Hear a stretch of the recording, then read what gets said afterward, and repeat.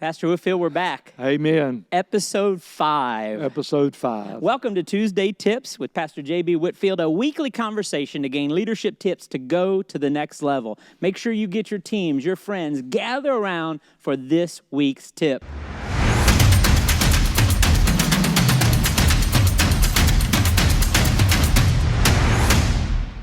You know, Pastor Michael, I have been so excited about doing this because, we spent the entire, we actually spent the first 4 episodes talking about growth without change is impossible. Come on, did I hear that from everybody Come on, out I don't there? think I heard it. But anyway, you better know that by now. And but one of the things that I learned early on when we learned these processes of leadership, and that is that as the leader, I must really understand what change is all about. Right. But I also must understand how to lead that change for the rest of my team. Not just the team, but see, when you are a church and you are pastoring a church, and for those of you out there that are pastors, for those of you that are pastors that are watching right now, when you as the senior pastor or the lead pastor of a church, when you make a change, it doesn't just affect your team. It doesn't just affect your staff. It affects the entire body. It affects everybody. And if you deal mainly with volunteers, then you really have to be strategic. There you go. In making that change. That's right. And if you don't understand what it really means to be strategic in planning, planning for change, Pastor Michael. That's right. Planning for anything that you do, we as leaders have to understand a strategic planning process, if you will. That's right. And, that really leads us to change. It does. You know what I'm saying? It does. And Pastor Whitfield, that leads us to a question. I know you've started into it because we know because you're so smart and wise that the question today is talking about, since we were talking about change, is how do you plan for change? Oh, wow. How do you plan for change? Now, Okay. we just did. I really forgot that was the question, but I'm glad you reminded me of that. That's all right. That's why we want you sending in your questions to Tuesday Tips, info@jbwhitfield.com. They'll put it on the bottom of the screen. Make sure you send your questions in so we can let Pastor Whitfield explain those questions to us. But Pastor Whitfield, you're talking about change, and as a leader, change. This season, we're in a season of change. The leaves are changing, the weather's changing, it's getting colder. So how do you plan for change? In the natural, it comes. We have our 4 seasons. They change. But how, as a leader, how do you plan for change? Wow. Well, Pastor Michael, when we first started this process and we learned to walk in changing, I was asked to go away. I was challenged to go away and to pray and to seek God about the coming year, the next 2 years. And then really... Back then, we were looking 5 and 10 until we were... But I was told back then that I needed to have a 5-year vision. Right. That I needed to share with the church what we were going to look like in 5 years. And back then, I'll be honest with you, I was doing good knowing what we're going to look like in a month. Hallelujah. And now I'm being told that I gotta go away. And now I had their overall vision. You did that, and that never changes. That never changes. And see, people need to realize that. Come on, that's good. Listen, the overall vision that God gave me June the 21st, 1982, that does not change. Come on. But the things that are necessary, the method in order to fulfill that vision does change. Yes, it does. And we have to be aware of that. Plus, when I was challenged to go away and to get a 5-year vision, it wasn't a new vision over top of that vision. Correct. No, it was, what were we going to do? What plans were we going to step into? What goals were we going to set? Yeah. I wasn't setting goals for the whole church, for the whole staff. What goals were we going to set in order for us to fulfill the vision that God had given us? Exactly. And so So I started at that point in time going away in October. And I would encourage you to listen to this. I would encourage you to do this Yes. As a lead pastor. If you're the youth pastor, you get the vision that the pastor has, but you seek God on it. But anyway, Pastor Michael, I would go away in the month of October, and at first I'd plan on leaving and going away for 3 days by myself, and I would take with me the vision. Right. I would take with me prophecies that had been spoken over me and over the church. I would take other strategic things that the Lord had spoken to me about through the years, and I would have all those with me. And I can remember the first time. Well, not actually the first time. One of the first times that I actually did this, and I'm praying. It's the second day. It's the second day that I'm there, fasting and praying, and I had those.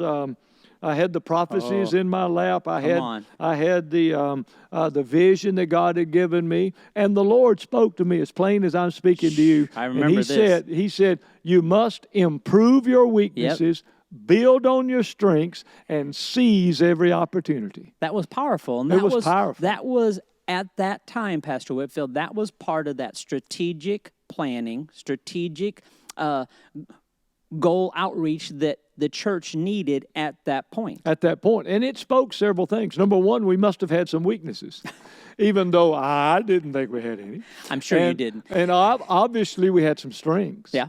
But he also said, seize every opportunity. So that meant that there were going to be some opportunities that were going to present themselves to us in the future. And so I took that and prayed over that, and then I'm seeking the Lord, and that's when I had a supernatural experience. I don't need to go into all that, but I mean I had a supernatural experience. Yes, you did. And I can tell this. I got to tell you this. I'm standing on a hardwood floor, and I'm worshiping God and praising Him, and had my hands up in the air. And all of a sudden, Pastor Michael, the hardwood floor became like soft mud. And my feet sunk down inside of the hardwood floor. And then it came back over and jailed back around my feet solid. I couldn't move. Now, this is I know it may sound weird to you, but it was a supernatural experience. Yes, it was. And the Lord spoke to me once again.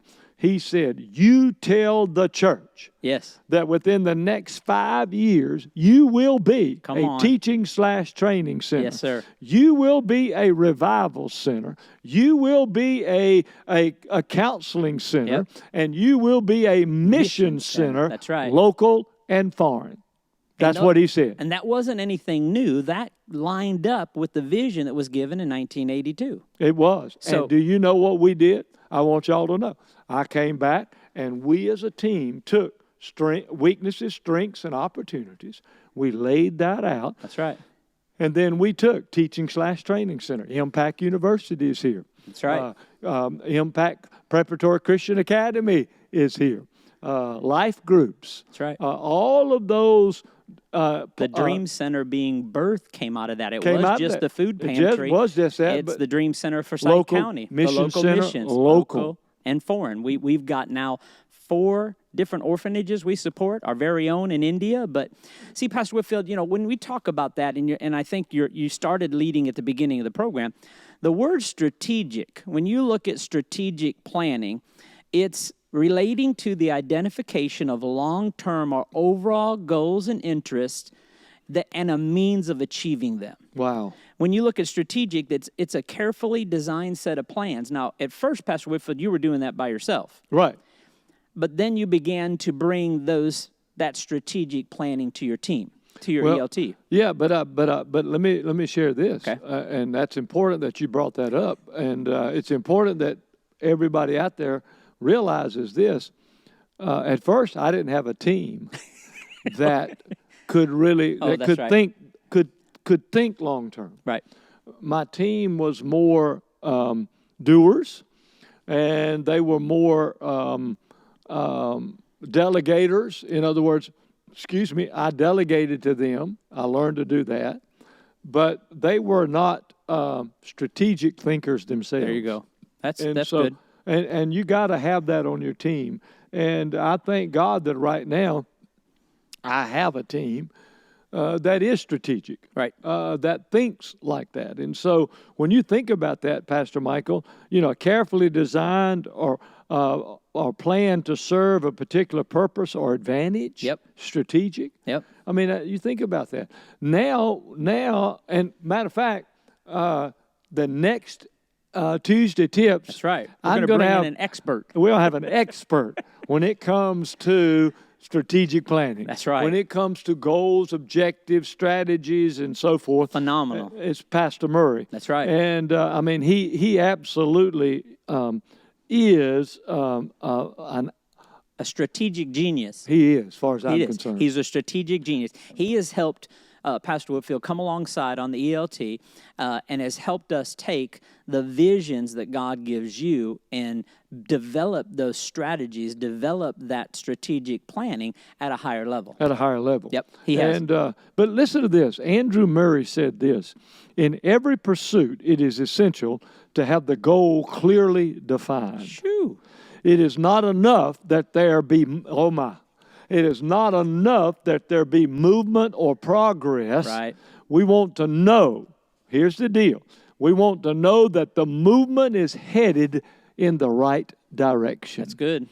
And Andrew Murray said that about strategies, about That's right. laying out strategies in the church and in the body of Christ. And so many people confuse activity with accomplishment. They do. And we've seen many churches. That's They why do. we sometimes come in and come alongside churches to help them trim down that activity or confusion into accomplishments, into strategies and goals for pastors to achieve the vision that God's given them for their church. And that's so true, because many senior pastors, many lead pastors think if they're not busy working, doing something, then they're not accomplishing what they need to accomplish.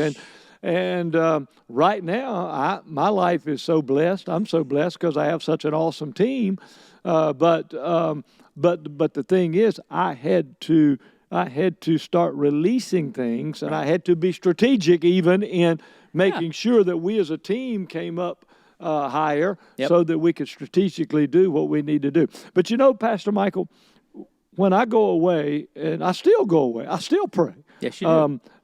But when I go away and I get a word for the next year, but here's the neat thing about it now is, as Pastor Michael just said, I'm not doing that by myself now. My whole team is looking at the next year, and we're strategically coming up with that plan in that way. But here's and Pastor Murray and I'll talk about this next program. But listen, here's the 6-step strategic planning process. Write this down. He's going to give it to you. Yeah, you need to write this down. You need to make sure that you take hold of this 6-step strategic planning process. Number 1 is vision. If you don't have a vision, you can see steps, if you will, a set of steps. That's good. And vision is the foundation step. That's the step that if that step is not solid, then you might as well quit planning. Because you got to have a vision. Then the second is a mission statement. The mission statement should be a small, easy to say sentence or phrase or whatever Quote. that goes along with the vision. And then after that is goals, objectives, strategies, and then evaluation. And so you got to have a vision, then a mission statement. Then you got to have goals, objectives, strategies, and then evaluation. And the thing that Pastor Murray has done for us is he has, because we used to have, oh my goodness, we'd started this. Oh Lord, Pastor and every team, every ministry was coming with 5, 6, 7 of these things. They had to have 5. They did. We did. We had to have 5. 5 goals, full of objectives, full of the strategies. And at the end of the year, when we were evaluating, we may have reached 1 or 2, and many teams felt defeated. They did. And, they did. And again, we over strategized. We did. And that's something the enemy tries to do with a lot of churches and leaders. If he can keep you in that busyness and you're not accomplishing. So what you're getting ready to share with Pastor Murray, I think is going to really help pastors, leaders, even your family, Pastor Whitfield, that if you can apply these principles, this 6-step process, apply that, it's going to make your life easier. And you know what? I might have you and Pastor Murray on a program simply because I don't do it now. I don't. You receive them. I get the goal. I mean, I get the objective. Yep. No, I get the actual you get the overall vision. I get the vision. I get the overall statement. I get you must go after the children. Yes, sir. All right. That's what I get. That's right. And then I walk away. And then Pastor Murray and you and the rest of the team now take that. That's good.